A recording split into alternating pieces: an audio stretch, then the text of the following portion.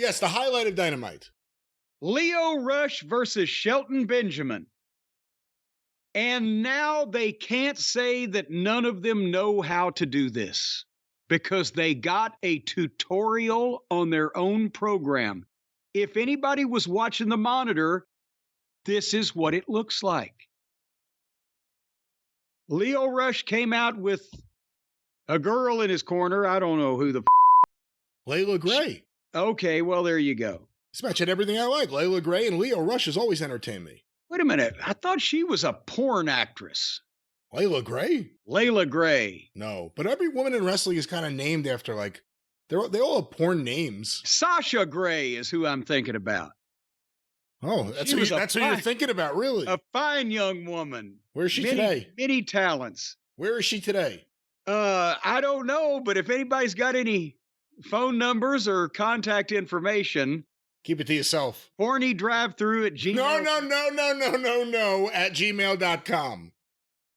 Anyway, so the point is, Shelton's got MVP with him. They're reforming the Hurt Business under another name, and Bobby Lashley is imminent. But Shelton looks great. He's in shape. He's a grown man. He's a veteran. And this was very close to perfect. I think he was a little nice to Lio at the finish, but nevertheless, the whole story of the match, Lio Rush is smaller than everybody, so he's also quicker than everybody. He's using the speed and agility to duck and dodge and stick and move.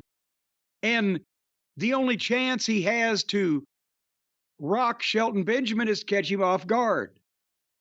And Shelton Benjamin dominated him physically.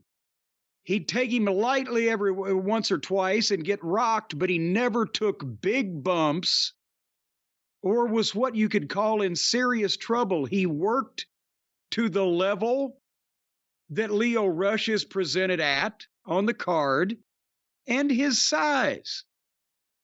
And he still gave the guy stuff and he made it work, but he didn't make it ridiculous.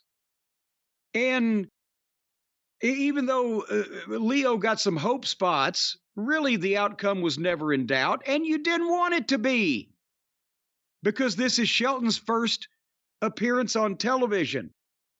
And because he was trained by very smart people, and he's got a smart guy in his corner, I'm sure they set this match up because it was different than every other debut of a big star that you have seen on this television show. Because the big star got over for the good of the business. He didn't go out there to fucking have the greatest match his opponent had ever had because he's such a nice guy. So anyway, everything looked good. They were serious. It made sense. Power slam type of suplex, 1, 2, 3, Shelton wins. That's what I'm taught. That's the way you debut on television, for fuck's sake.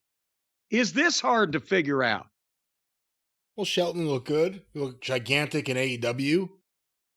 My only complaint would be I thought it went slightly too long. Well, that's what I say. I think he got a little nice to him at the finish and gave him a couple more extra zabadas, but overall, you know, that's the picture. And Lio Rush did great. Every time Shelton threw him around, just his facial expressions, the way his body folded up, you know, beyond just the natural folding from being thrown by Shelton Benjamin. Yes. Yeah, Lio did great here too. Well, that's why I always said that kid could be $1 million manager.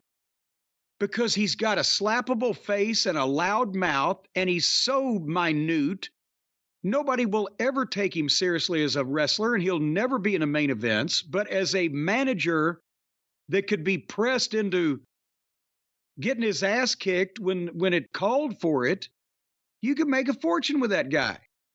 But apparently he's convinced he's going to be a wrestler because it's more fun. I don't fucking know.